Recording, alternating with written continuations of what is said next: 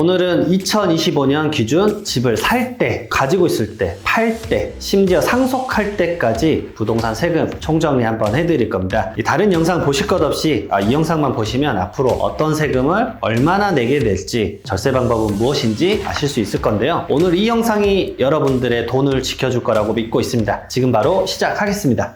집을 사기 전 어떤 세금을 내야 돼요? 당연히 집 살 때 뭐 내죠? 취득세. 취득세 준비하셔야 됩니다. 취득세를 납입을 한 다음에 그 납입 영수증을 가지고 어디로 가야 돼요? 등기소로 가야 돼요. 그러니까 취득세를 납입하는 곳은 취득세는 지방세입니다. 지방세는 시군구청에서 내요. 시군구청. 왜냐? 행정안전부 관할이에요. 그래서 거기서 지방세를 내고 그 다음에 납입 내역을 가지고 법원 등기소로 갑니다. 근데 그 법원 등기소가 항상 그 물건 소재지 등기소로 가야 돼요. 그래서 내가 예를 들어서 서울에서 살고 있는데 어디? 부산 거 물건을 증여를 받았다. 그러면은 부산에 등기하러 가셔야 돼요. 그러면 가장 대표적인 주택 취득세에 대해서 좀 말씀을 드려볼게요. 왜냐면 일반적인 매매 취득세는 아주 심플해요. 왜냐면 4.6% 내면 끝나니까. 근데 주택 같은 경우는 조정대상 지역과 비조정대상 지역을 나뉩니다. 그래서 조정대상 지역 같은 경우는 1주택까지는 괜찮아요. 1주택까지는 일반 세율입니다. 매매 취득세 말하는 거예요. 저는 매매 취득세. 1주택가는 똑같이 1%에서 3%. 일반적인 매매 취득세입니다. 6억까지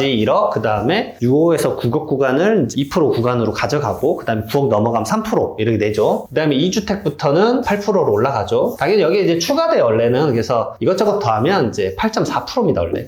그리고 국민주택 규모 초과되면 9%네요. 그 다음에 3주택자는 얼마? 12.4%, 그 다음에 국민주택 규모 초과하면 13.4%를 냅니다. 말 그대로 아주 고액의 세금을 내야 돼요. 그래서 조정대상 지역 내 주택수를 무작정 못 늘리니까 요즘은 똘똘한 채로 이제 가는 거예요. 자, 근데 이게 비조정대상 지역으로 바뀐다. 그럼 어떻게 될까요? 비조정대상 지역은 조정대상 이외의 지역을 말하는 거예요. 그래서 조정대상 지역은 지금 강남 3구랑 용산 딱 4지역 있습니다. 강남, 서초, 송파, 용산 4지역이에요. 그 외 지역은 비조정대상 지역인데 제가 항상 말씀을 드려요. 강의할 때. 조정대상 지역이 언제 다시 묶일지 모른다. 그러니까 그 지역에 대해서 설정되고 나서 취득을 하면 이 비조정이 조정이 될 수도 있다. 가정을 해볼게요. 비조정이었던 마포 지역이 3월부터 예를 들어서 조정이 됐다. 근데 내가 4월에 취득을 했다. 그러면 조정대상 지역 내 취득을 한 게 되는 거예요. 이런 것들 잘 알아두셔야 돼요. 자, 어쨌든 비조정대상 지역이다. 2주택까지 똑같아요. 그래서 1억에 많이들 사시죠. 물론 조정 알짜 하나 사놓은 상태에서 비조정대상 지역에 좋은데 강동이나 마포나 이런 데 하나 사둘까? 영등포나 이를 생각을 하시는 거예요. 자, 2주택까지 1% 3%입니다. 3주택부터 아까 그 취득세가 똑같이 적용되는 거예요. 8.4% 아니면 9%. 그리고 4주택이 이제 아까 말씀드렸던 중과세율 구간이 12.4% 아니면 13.4%가 적용이 됩니다. 그러니까 일반적으로 주택을 매매할 때 주택수를 무작정 못 늘려요. 이게 너무 위험하다라는 거. 그리고 주택수 카운팅을 할 때 나는 분양권이랑 입주권이 있다라고 하시는 분들이 있어요. 그러면 그것도 영향을 미쳐요. 제가 주택이 한 채 있었어요. 그리고 분양권을 3개를 샀어요. 분양권은 아직 주택 상태가 아니잖아. 이걸 뭐 왜 적용을 해? 라고 하실 수 있죠. 하지만 이게 일정 시점 이후에 취득한 분양권 같은 경우는 주택수에 카운팅하기로 돼 있어요. 지금 사는 것들은요, 전부 다 카운팅이 돼요. 그러면 1, 2, 3, 4채가 된 상황이기 때문에 다음에 주택을 취득을 했다? 5번째 주택이라서 비조정이든 조정이든 무조건 취득세 아주 높은 걸로 과세가 됩니다. 이게 입주권이어도 마찬가지세요. 이런 것들 조심해야 된다. 그렇기 때문에 주택 취득할 때는 무조건 이런 거 잘 살펴보시고 매매 계약서 쓰셔야 된다. 그래서 계약서 쓰기 전에 내가 지금 어떤 상황인지, 취득세는 얼마나 마련해야 되는지 당연히 알고 있어야 돼요. 왜냐? 취득세는 대출이 안 돼요. 매매 자금은 다 마련했는데 취득세 못 마련해서 등기를 못하면 어떻게 돼요? 말짱황이 될 수 있잖아요. 그런 거 조심하시라고 말씀드려요. 지금 취득세에 대해서 말씀을 해주셨는데 네. 집을 가지고 있을 때는 어떤 세금을 내나요? 집을 가지고 있을 때 여러분들 가장 대표적인 거 뭐가 있을까요? 재산세예요, 재산세. 이건 피해갈 수가 없어요. 그냥 무조건 내셔야 돼요. 근데 이제 재산세에서 그나마 말씀드린 건 지분을 뭐 5대5로 갖고 있다. 근데 계산 어떻게 하냐면요. 누진세율이니까 그러면 좀 더 낮을까? 전혀 그렇지 않아요. 그냥 10으로 계산한 다음에 이걸 5대5로 나눕니다. 두 번째로 대표적인 게 종합부동산세. 고가의 주택을 좀 갖고 있다라고 하면 종합부동산세에 대해서 세금을 한 번 더 매기죠. 물론 재산세 냈던 거 일부 금액을 빼주긴 되어 있습니다. 그래서 1세대 1주택자는 공제를 얼마나 받는다? 12억을 받아요. 12억. 하지만 1주택자가 아니면 얼마? 9억 원. 그리고 1주택자는 12억에 플러스 고령자나 장기 보유를 하면은 최대 80%의 세액 감면을 받습니다. 그리고 세율도 낮아요. 그렇기 때문에 1주택자는 사실상 지금 종합부동산세가 부담된다라는 분들 많이 없어졌어요. 그리고 재산세랑 종합부동산세 과세 기준이 언제죠? 6월 1일이에요. 둘이 똑같이. 그래서 6월 1일 날 갖고 있으면 당연히 그 사람이 종합부동산세랑 재산세를 내야 됩니다. 그래서 뭐 당연히 알고 계시죠? 매매계약서 쓸 때 이 전날에 쓰거나 이 후에 할까 이런 것들에 대한 시점 잘 잡으시라고 항상 말씀을 드려요. 그리고 보유할 때 내는 세금이 하나 더 있죠. 내가 주택을 임대를 주면 임대소득세를 내셔야 돼요. 그래서 주택 임대소득에 대해서는 1주택자까지는 12억의 고가주택이 아니면 임대소득에 대해서 비과세를 해주지만 그게 아니면 월세에 대해서는 이제 내가 세금을 내야 된다. 근데 내가 근로소득이 있고 월세도 있다. 그럼 당연히 합쳐서 계산해서 종합소득세 신고를 5월 달에 해야 돼요. 왜냐? 월급쟁이 부자들은 이제 근로소득 버시는 분들도 많잖아요. 근데 내가 처음으로 이제 주택을 샀어. 근로소득만 있는 거는 이분들이 뭘 많이 누락을 하시냐면 이 회사에서 연말정산을 다 해주니까 난 세금할 게 뭐가 있어? 라고 생각을 하시는데 근로소득에다가 플러스 부동산 임대업을 소득을 더해서 이거는 5월 달에 본인이 직접 하거나 아니면 세무사님들에게 부탁을 해서 세무 업무를 맡겨야 돼요. 개인적으로 이 업무를 잘못 계산해서 어설프게 이제 몇만 원 좀 빼보려고 하다가 가산세 맞고 해가지고 막 10, 많으면 100, 200만 원 추징당하는 경우를 너무 많이 봐서 저는 이렇게 말씀드려요. 집 가까운 세무사님에게 그냥 좀 맡겨라. 그런 것들 좀 알아보시고 그다음 매년 임대소득 생기면 내가 이 정도의 세금을 더 내는구나 라는 그런 관리 차원에서 꼭 알고 계셔야 된다. 자, 그리고 재산세 내실 때 당연히 이제 뭐 이것저것 차감되는 금액들이 꽤 많아요. 그리고 공제액수도 많기 때문에 이런 것들 내실 때 무조건 내가 갖고 있는 공동주택 가격이나 개별주택 가격에 대해서 전부 다 계산해서 낸다라는 개념은 안 가지셔도 돼요. 생각보다 많이 빼주고 계산된다. 근데 이게 금액의 변동폭이 꽤 커요. 그렇기 때문에 매년 나오는 게 맞는지 틀린지 정도는 이제 그걸 계산할 수 있는 뭐 홈택스에서는 종합부동산세 계산할 수 있거든요. 계산 맞는지 한 번 정도는 체크하는 시간 꼭 가지라고 말씀드리고 싶습니다. 좀 충동 소비 약간 이게 좀 심했어요. 거의 맨날 진짜 시키죠. 맨날 시켰네. 그거 한 번 시키면 2만 원 기본 됩니다. 지출 93%잖아. 카드값이 일단 100만 원이 나가요. 그리고 나서 변하는 가격. 기가 막힙니다. 저축 퍼센테이지. 절반을 모으시는 거 아니에요? 저는 저축을 하려면 막 가계부를 막 다 쓰고 하는 줄 알았는데 필요 없어. 안 해도 괜찮다는 거예요. 가계부 따위 필요 없어요. 그리고 그냥 자동화하면 된다고 하셔서 돈은 그 모으는 결과만 보면 돼요. 저축하는 시스템을 확 짜버리잖아요. 그럼 돈이 안 모일 수가 없거든요. 와, 대박이다. 내가 돈을 이렇게 모을 수 있는 사람이었다니 가슴이 두근거리고 내가 이 돈을 모아서 반드시 뭘 하고 말겠다. 1,000만 원으로 할 수 있는 거, 5천만 원 할 수 있는 거, 1억으로 할 수 있는 거 이런 거. 동생이랑 더 좋은 월세집에 가는 수준이 아니고 동생이랑 집을 사서 살 수도 있어. 집을 팔 때는 그럼 어떤 세금을 내게 되나요? 자, 집을 팔 때 여러분들이 제일 조심하셔야 돼요. 양도소득세가 앞에서 말한 세금들보다 압도적으로 클 때가 많아요. 이게 지금 이걸 팔 때 세금이 얼마 나오는지 비과세가 되는지 이런 판단을 먼저 하셔야 돼요. 가장 핵심이 뭐죠? 주택은 다 필요 없어요. 무조건 내가 비과세가 맞는지 아닌지를 따질 수 있는 세법 지식의 검토가 필요해요. 근데 이걸 언제 해야 되는지를 말씀드릴게요. 비과세가 나올 수 있는 경우의 수는 너무 많아요. 너무 많기 때문에 그걸 먼저 말씀드린 거예요. 언제? 계약서 쓰기 전에 판단하세요. 계약서 쓰기 전에 비과세를 판단해야 돼요. 왜냐? 내가 비과세 된다 안 된다 그런 것에 너무 매몰되기 전에 매매계약서를 써버리면 그 매매계약을 내가 비과세 못 받는다고 계약 파기하면 어떻게 돼요? 배액배상해야 되잖아요. 민법상. 그러면 엄청난 계약금 손실을 봐요. 제가 아시는 분 15억짜리 비과세인 줄 알고 썼다가 비과세 안 되는데요. 그러면 중과세잖아요. 중과세를 막 8억 낸대요. 그러니까 계약을 취소했어요. 얼마 날라가요? 안녕 1억 5천 이렇게 되는 거예요. 이게 너무 커요. 아셨죠? 저는 이제 조건에 따라서는 이게 주택이나 분양권이 5개 있었는데도 비과세가 되시는 분이 있어요. 그러니까 본인의 지식이 다라고 생각하지 마시고 계약서 잔금 치르기 전까지는 뭔가의 조건들이 맞는지를 꼭 검토를 했으면 좋겠어요. 비과세 기본 요건부터 좀 설명을 드려볼게요. 뭐죠? 거주자여야 돼요. 이거 처음 들으시죠? 이제 왜냐면 맨날 2년 보유, 2년 거주만 들으셨을 거예요. 거주자가 팔아야 돼요. 거주자가 뭐냐? 세법은 거주자와 비거주자, 말 그대로 국적을 따지지 않아요. 말 그대로 제 일본인 고객이 있는데 그 일본인 고객은 한국에서 사업을 하고 한국에서 계속 살아요. 말 그대로 항구적 거주 활동과 주거 활동과 경제적 활동, 그리고 가족들이 한국에 있어요. 그러면 이 사람은 국적 필요 없고 거주자라고 불러요.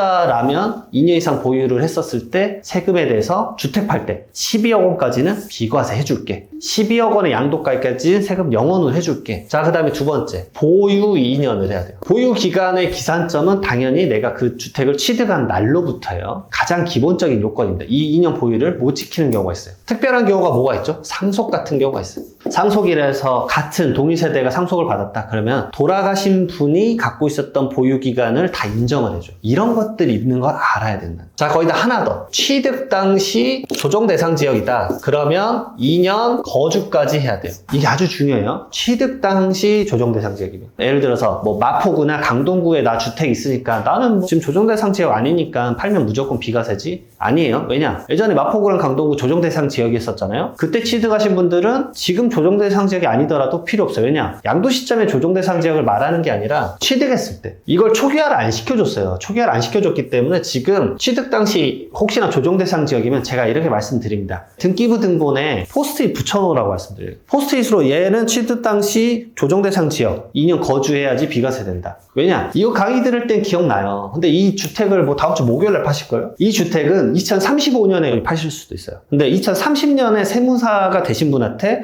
업무를 의뢰로 맡긴다고 했었을 때 그분이 이 역사를 모르실 수도 있어서 그래요. 바로바로 파는 게 아니기 때문에 그런 조건들을 잘 알고 계셔야 된다. 아시죠? 자, 이런 가장 기본적인 비과세 요건 놓치지 않으셔야 되고 일시적 1세대 2주택 여기까지는 좀 말씀드릴게요. 이거 가장 기본적인 자산의 증식 방법 중에 하나죠. 내가 주택 하나 있다가 추가 주택 취득하고 팔 때 비과세, 또 새로 사고 비과세, 또 새로 사고 비과세. 자, 그러면 종전주택을 취득을 합니다. 종전주택 기존부터 있었어요. 그러면 첫 번째 요건이 1년 이후에, 일후라고 불러요. 1년 이후에 신축을, 새로운 주택을 신축이라고 불러요. 그냥 표현을. 신축 주택을 취득을 해요. 무조건 1년이 지나야 돼요. 왜냐면 투기 목적이라 해가지고 안 봐줘요. 그 다음에 종전주택이 아까 말했던 이 비과세 요건을 충족해야 돼요. 2년 보유, 2년 거주, 취득 당시면. 그래서 저희는 이거를 2보라고 불러요.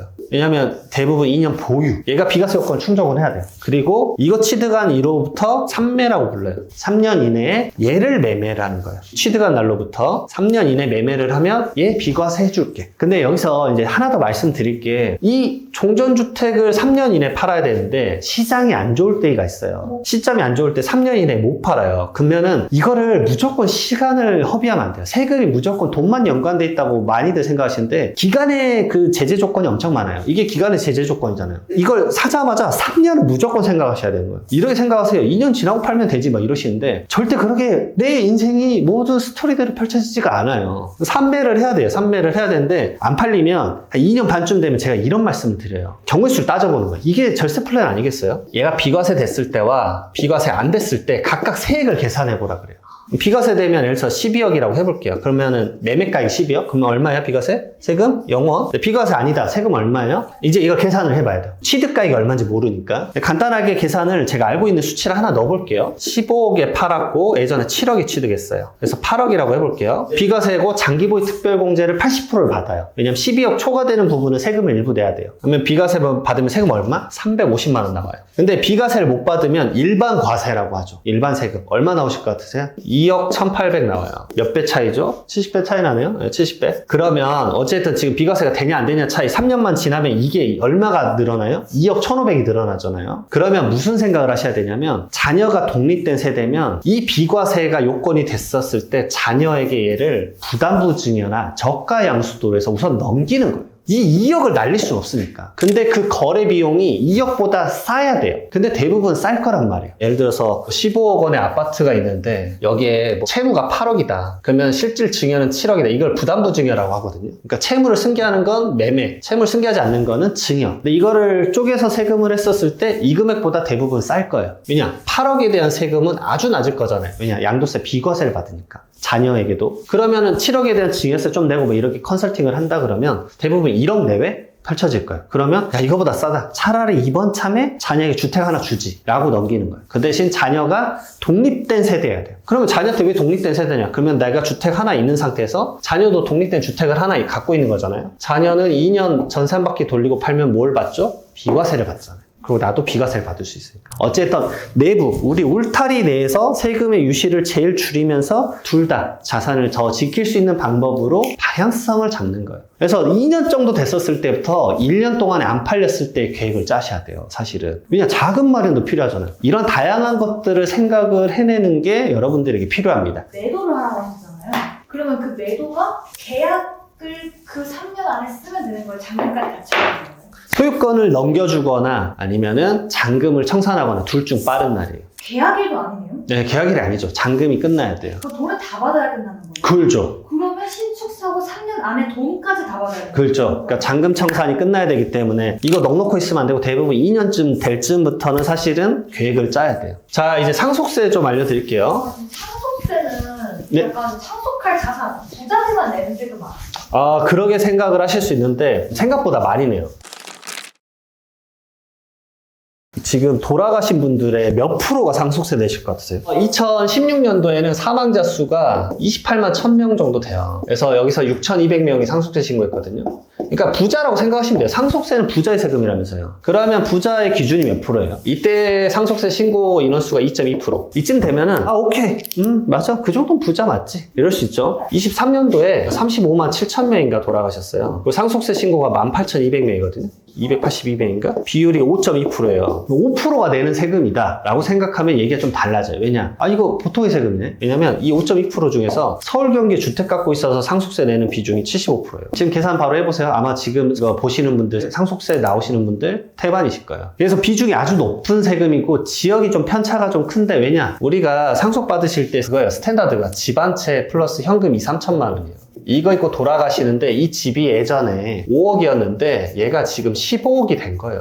그래서 상속세 내는 상황이 된 겁니다. 예전에야 뭐 이제 부자 세금이라고 하셨는데 이 상속세 개편이 꼭 필요한 시점 중에 하나입니다. 공제 액수가 28년간 안 바뀌었어요. 그러니까 물가상승률 반영이 하나도 안 된 거예요. 예전에 공제가 여기서 여기 아래였던 거예요. 그러니까 내 세금이 아니지. 어차피 나랑 관련이 없네. 제가 딱 말씀드리는데 2000년도에 음마아파트가 얼마였냐? 5억이었어요. 공제 똑같이 5억이었어요. 그러면 음마아파트 한 채에서도 상속세를 안 냈다고. 음마아파트 지금 얼마? 25. 그럼 상속세 얼마인지 아세요? 5억 빼면? 8억 4천 나와요. 그러면 이 돈을 낼 수 있느냐? 이게 내기가 쉽지가 않단 말이에요. 상속, 결국은 죽음, 돌아가셨을 때 어떻게 처리하는 거나 이런 것도 당연히 알아야 되는 것도 있고 2차적 슬픔을 막기 위한 방식에 대해서도 말씀을 많이 드려요. 그래서 제가 상속이 펼쳐지면 무료 상담을 꼭 해드리는 이유 중에 하나가 돌아가시고 나서 3일장 치르고 뭘 해야 될지 모르겠다. 이걸 많이들 물어보시거든요. 그래서 상속에 대한 세금뿐만이 아니라 돌아가셨을 때 어떻게 하는지도 좀 말씀을 드려볼게요. 첫 번째로 돌아가시고 나서 3일장 당연히 치르시죠. 3일장 완료되고 나서는 사망신고를 해야 됩니다. 사망신고를 하러 시군구청이나 주민센터 이제 가족관계 정리하시는 분한테 가면은 그분이 이 말씀을 하실 거예요. 혹시 안심상속 원스톱 서비스 받으실 거예요? 라고 물어봐요. 그게 뭐냐면 이 피상속인이 갖고 있는 모든 재산과 채무, 국가가 확인할 수 있는 내역을 다 알려주는 거예요. 그거는 이제 딱 신청을 하면요. 바로 현장에서 토지, 건물, 선박, 자동차에 대한 내역은 줘요. 그 다음 두 번째로는 금융거래 내역이 많잖아요. 그거는 받는 데만 20일 걸려요. 그래서 상속이 생각보다 6개월이라는 기간이 있어요. 그 6개월의 제한이 뭐냐면 상속세 신고 기한이에요. 간단하게 말씀드리면 돌아가신 날이 속하는 달에 말일부터 6개월이에요. 예를 들어볼게요. 12월 20일 날 돌아가셨다. 그러면은 12월 말부터 1, 2, 3, 4, 5, 6, 6월 말까지 6월 제가 봐서 30일인가요? 네, 30일까지가 될 것 같아요. 이때까지 신고랑 납부를 해야 돼요. 자, 어쨌든 기간이 정말 제한적인데 이게 시간이 왜 금방금방 가는지를 지금 말씀드리면 안심상속 원스톱 서비스가 다 받는데 20일 걸려요. 3일장 치르고 좀 정신 차리고 이제 사망신고하러 갔더니 20일 걸린대요. 한 달 날아가는 거예요. 자, 그 20일 동안에 뭐를 받냐? 은행 정보를 이제 하나씩 받아요. 어디 은행에 계좌가 얼마 있습니다. 라고 받고 증권사, 우체국, 새마을금고, 그 다음에 보험 이런 식으로 다양한 금융 정보를 다 받을 수가 있어요. 그러면 그런 내역들이 한번 쭉 나옵니다. 그래서 금융감독원 가면 이 상속인이 그 피상속인 조회, 재산조회 서비스로 쭉 리스트까지 뽑을 수가 있어요. 자, 그러면 이제 한 달이 지났어요. 그러면 상속이 일어나고 나서 이제 돌아가시는 날, 상속 개시일이라고 저희는 표현을 하는데 1개월 이내께 끝나면 그 다음에 말씀드린 게 뭐냐면 그 내역 있죠? 그 내역을 가지고 이제 순회 공연을 가야 됩니다. 결국은 이제 모든 은행 지점을 들려서 잔금을 받고 그 다음에 두 번째로 핵심인 게 뭐냐면 10년치 거래 내역, 은행 거래 내역이 대표적이죠. 그 다음에 주식이 대표적이에요. 이 10년치 내역을 엑셀 파일로 주라고 하셔야 돼요. 이게 이제 어려운 표현이라서 좀 헷갈리시는데 우선은 이걸 받을 때 서류부터 알고 가야 돼요. 이게 여러 번 말씀드리지만 이거는 세무사든 변호사든 필요 없어요. 왜냐? 상속인이 아니면 절대 안 날려줘요.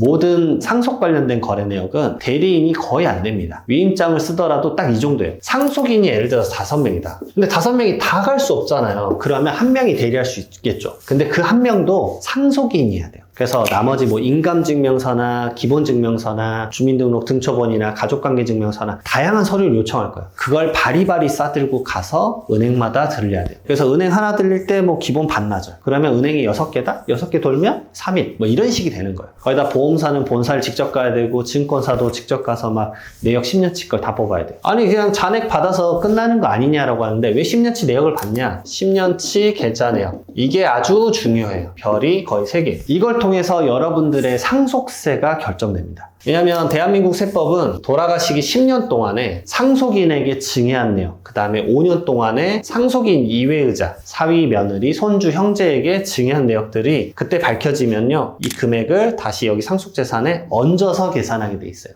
그래서 이 계좌 내역을 우리도 미리 알아야죠. 근데 대부분 이런 말씀 하세요. 나는 아버님에게 한 푼도 받은 적 없다. 근데 계좌 내역 보면은 툭툭 튀어나와요. 뭐 9년 전에 전세자금. 그러면은, 아, 맞네. 아빠 그때 이제 보니까 줬었지, 나한테. 1억 원 줬었지. 그런 것들이 튀어나오는 거예요. 그래서 신고 안 한 것에 대해서 추징받고, 상속세로 또 추징받고. 이게 세금을 엄청 증가시키는 일이 됩니다. 그래서 이 부분을 파악하기 위해서 10년치 계좌 내역을 엑셀 파일로 무조건 받으셔야 돼요. 정말 너무나도 중요해요. 그 다음에 제가 많이 말씀드린 것 중에 하나가 이 계좌 내역이 필요한 이유가 또 하나 더 있어요. 사업하다 돌아가신 분들 있잖아요. 아버님이 지난달에 어떤 사업에 돈을 썼는지 아십니까? 당연히 모르시죠? 채권 채무 내역을 알아야 돼요. 근데 여기서 믹스해서 봐야 되는 게 가장 중요한 게 또 있죠. 뭘 엮어야 되냐면 휴대폰이에요. 돌아가신 분이 아버님이랑 아버님의 휴대폰을 절대 정지시키면 안 돼요. 이거를 이제 승계 받으셔야 돼요. 왜냐면 아버지가 돌아가시면, 아니 하다못해 아버지가 친구한테 돈을 빌려줬다 할게요. 장원아 3천만 원 보냈어. 다음 달부터 천천히 갚아. 라는 기록이 당연히 있겠죠. 그런 기록들을 여러분들 다 아십니까? 이 계좌 내역에서 그런 게 튀어나올 텐데 당연히 모르죠. 제가 아시는 상속인은 이런 적도 있었어요. 그 30년간 같이 종교 활동을 하셨던 분들인데 돈 좀 빌려줘 해가지고 5천만 원씩 5분에게 빌려준 거예요. 근데 그게 계좌 내역으로 밝혀진 거예요. 근데 그분들 식장도 안 왔어요. 이런 슬픈 일이 진짜 펼쳐졌습니다. 그런 일이 있기 때문에 결국 재산을 지키는 건 상속인들이 해야 돼요. 자, 그리고 사실 휴대폰을 없애지 말아야 되는 이유 중에 하나가 부고가 아직까지 날라올 수 있어요. 그래서 부고 때문이라도 휴대폰을 없애지 마시고 그 번호 승계받아서 가장 저렴한 요금제로 바꿔놓으세요. 이렇게 이제 계좌 내역 살펴보고, 그 다음에 방금 말씀드렸던 뭐 채권 채무 관계도 살펴보고, 그 다음에 뭐 월마다 나갔던 요금제들 다 정리 정산해야 되겠죠. 뭐 인터넷 요금이나 그런 것들 정산하시고, 뭐 이때 연금이나 이런 것들도 많이 정산하세요.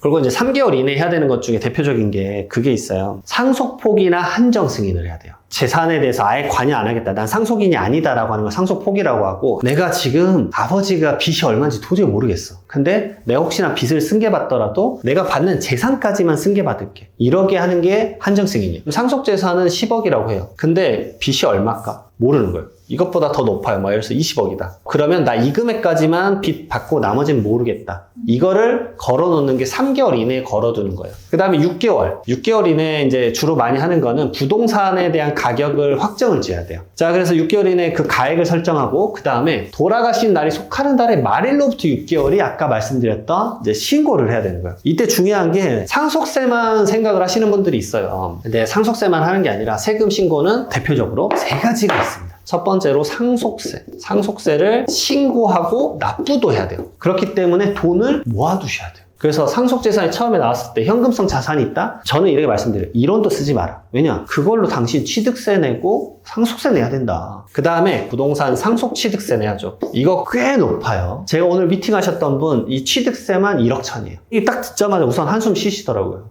근데 그 취득세를 내야 받을 수 있는 거예요? 그렇죠. 그리고 취득세 안 내면 가산세 쌓여요. 이것도 바로. 모든 신고는 안 하면 가산세가 막 20%씩 붙어요. 자, 그 다음에 하나 더 있습니다. 피상속인, 돌아가신 분의 소득세 신고해야 돼요. 왜냐하면 12월에 돌아가신 분들은 그러면 1월부터 12월까지에, 그래서 부동산 임대, 상가 임대를 했다고 해봐요. 상가 임대에 대한 임대 그 종소세 신고를 해야 돼요. 그래서 저는 이제 처음에 1개월 이때 미팅을 하는데 이때 말씀을 드려야지 5개월 동안 준비라도 한다고. 뒤늦게 이제 상속세 신고하고 이제 납부하려고 하는데 그때 처음으로 세금 알려주면서 15억 내세요 이러면 어떤 상황이겠어요? 너무 황당하죠. 근데 처음에 미팅할 때 말을 해주면 그래도 준비를 해야 되겠다. 5개월간. 이렇게 생각이라도 가지는 거예요. 그래서 다양한 방식에 대한 논의를 하는 거예요. 저는 그런 것도 권해드려요. 종신보험 가입해라. 보험을 가입을 하면 일정한 자금이 상속재산에 포함 안 되면서 현금이 확 들어와요. 그게 취득세나 상속 상속세라도 돼요. 그러니까 보험에서 유일하게 제가 권하는 게 그 정도. 이게 종신보험도 잘 가입하셔야 돼요. 여기까지 좀 말씀을 드리면 이런 식이에요. 계약자, 보험료를 납입하는 사람이에요. 이게 누구냐면 뭐 이런 식이에요. 자녀예요. 그리고 피보험자. 그러니까 이분이 혹시나 좀 돌아가시면 수익자, 어머니나 아니면 이제 아버지겠죠. 그러면 자녀가 돈을 받는 거예요. 그러니까 내가 계약해서 이분이 돌아가신 전제 조건으로 내가 돈을 받았잖아요. 그럼 예를 들어서 종신보험에 대해서 1억 원을 받았다. 그럼 이건 상속재산에 포함이 안 돼요. 온전하게 1억을 받으니까 하다못해 이제 연부연납했을 때 첫 번째 조각이나 취득세라도 납부할 때 현금 유동성이 좀 풀려요. 왜냐면 우리나라 상속은 죄다 부동산이 80%예요. 80%. 미친단 말이에요. 그러니까 막 건물 팔고 있지. 여러분들도 결국은 부모님이 소중하게 읽었던 부동산 단순히 세금, 상속세 때문에 날릴 수 없잖아요. 그러니까 이런 것들에 대해서 절차를 좀 알아두시고 우리나라는 부모님의 재산을 언급하는 게 엄청 터부시 돼 있어요. 근데 제가 이런 말씀 드립니다. 혹시 지금 자녀분이신데 나이가 50대다. 근데 아직도 부모님의 상속세에 대해서 상속 재산에 대해서 무관심한 거는 저는 선생님이 지금 직무유기하고 있다고 말씀드려요. 그 세금 당신이 냅니다. 근데 그 세금을 어떻게 내는지에 대해서 어느 정도 얘기를 나누고 그 다음에 본인이 뭐 이런 거라도 계약을 맺어가지고 자산의 유동성이라도 확보를 하셨냐. 넉 놓고 나서 부모님 돌아가신 다음에 상속세 이렇게 나오면 그 다음에 부모님 욕이에요. 왜 미리미리 안 줬고 대비 안 해주셨냐. 그러니까 다양한 것들에 대해서 준비를 미리 좀 하시라는 차원에서 이렇게 좀 레이더 세우는 관점에서 상속세에 대해서 말씀을 한번 드려봤습니다.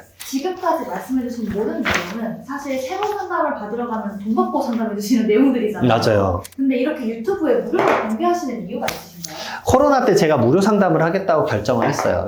코로나 때 진짜 터무니없이 돌아가신 분들이 너무 많았는데 상속세가 막 큰 금액이 나온다 그러면 가정이 파탄 나는 걸 너무 많이 봤어요. 그런 경험을 좀 많이 하고 나서 제가 도와줄 건 사실은 이런 것들을 좀 대중적인 정보잖아요. 혼자 알아봤자 이게 뭐 얼마나 값어치가 된다라는 생각을 안 합니다. 근데 이거 정보 정도 알고 있으면 여러분들에겐 도움이 되실 거고 이런 좋은 지식들이 있었기 때문에 뭐 월급쟁이 부자들 때문에 내가 좀 힌트를 얻었네. 뭐 이장원 세무사 때문에 도움을 얻었네. 그런 마음가짐으로 다른 분들에게도 나눔을 하는 게 어느 정도 사회에 이제 돌아가는 순기능 아닌가. 죽음이란 게 그래요. 죽은 자가 말이 없으니까 거기에서 답답함이 엄청 크실 텐데 그분들이 조금이라도 덜 슬프기를 바라는 마음에서 사실은 이런 강의도 하고 그 다음에 저도 제 개인적인 유튜브 채널에서 이런 것들 많이 말씀을 드리고 있습니다. 마지막으로 이 영상 봐주신 월급TV 시청자분들께 한마디 해주세요. 이것이 도움이 되실 거라고 분명 믿어 의심치 않으니까 제가 봤을 때 필요하시면 한번 2번, 3번 좀 들으시고 다음에 혹시나 필요하시면 또 월부에 나와가지고 다른 정보들도 좀 많이 말씀드리겠습니다. 네, 고맙습니다.